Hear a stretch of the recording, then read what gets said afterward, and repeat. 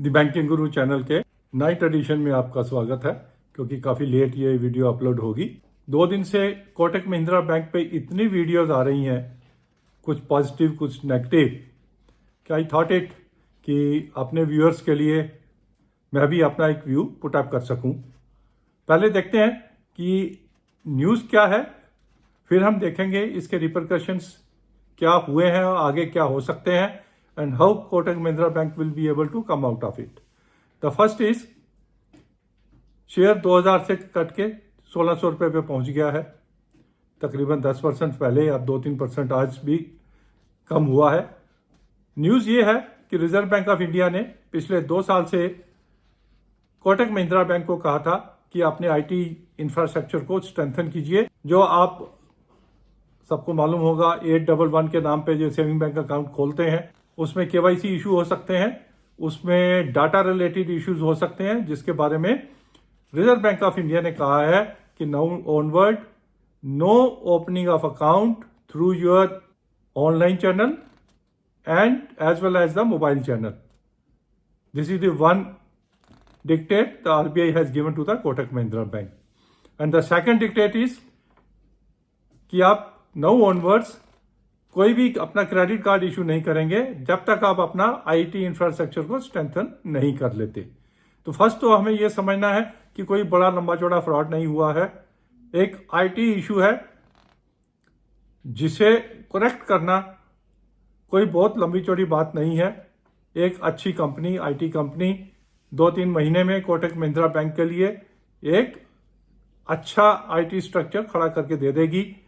1-2 महीने के बाद उसका ऑडिट और 1-2 महीने में रिजर्व बैंक ऑफ इंडिया दोबारा इनको परमिट कर सकता है। ये जो डिक्टेट्स हैं इनको वापस ले सकता है। उदय कोटक जी कैन डू इट।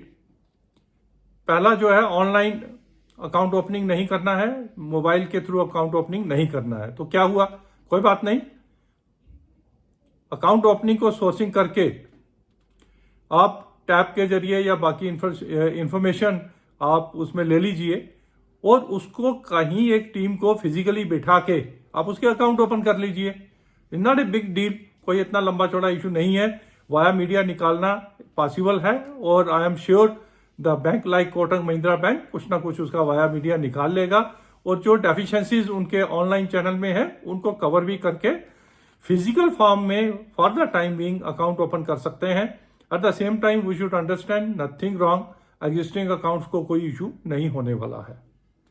सेकंड जो है उनका क्रेडिट कार्ड इशू नहीं किए जाएंगे। ठीक है, जब तक आईटी इंफ्रास्ट्रक्चर स्ट्रांग नहीं होता, डाटा स्ट्रांग नहीं होता, डाटा सिक्योरिटी, तब तक क्रेडिट कार्ड इशू नहीं किए जाएंगे। डाटा सिक्योरिटी भी स्ट्रांग कर ली जाएगी। एंड व्हाट आई फील कि Kotak Mahindra bank should understand there are many other banks जिनकी अपनी क्रेडिट कार्ड की अलग से एक सब्सिडरी है। इन सब इश्यूज को एक ही बैंक में रखकर जो ये इश्यूज आएंगे, रेगुलेटरी इश्यूज, उनको अवॉइड करने के लिए अलग से सब्सिडी बना दीजिए ताकि सब्सिडरीज के साथ वो इश्यूज हों और सब्सिडरी जो है उनको हैंडल करें। मेन बैंक के ऊपर इन इश्यूज का असर ना पड़े। This I am sure the Kotak Mahindra bank will think in on these lines और वो कुछ ना कुछ करेंगे। But definitely credit card issue ना करना एक चैनल ऑफ इनकम जो है फॉर द टाइम बीइंग वो रुक सकती है, उसकी ग्रोथ रुक सकती है। To that extent we agree कि कोटक महिंद्रा बैंक की परफॉर्मेंस इफेक्ट हो सकती है। अब ये तो हो गया क्या इशू है और आगे वो कैसे रिजॉल्व कर सकते हैं। अगर आप शेयर को देखें तो एक पेपर में अपना पुराने देख रहा था, अप्रैल 22 में Kotak Mahindra bank price earning 33 की पीई पे चल रहा था। आज वो 19 की पीई पे आपको मिल रहा है, तो इससे चीप और क्या मिल सकता है। और ये इशू चलिए मान भी लीजिए the issue is relatively big और we also know it from our past experience. HDFC bank ने भी 8-10 महीने में इशू रिजॉल्व कर लिया था। एट द मोस्ट 1 साल लेके चलें, इशू रिजॉल्व हो जाएगा।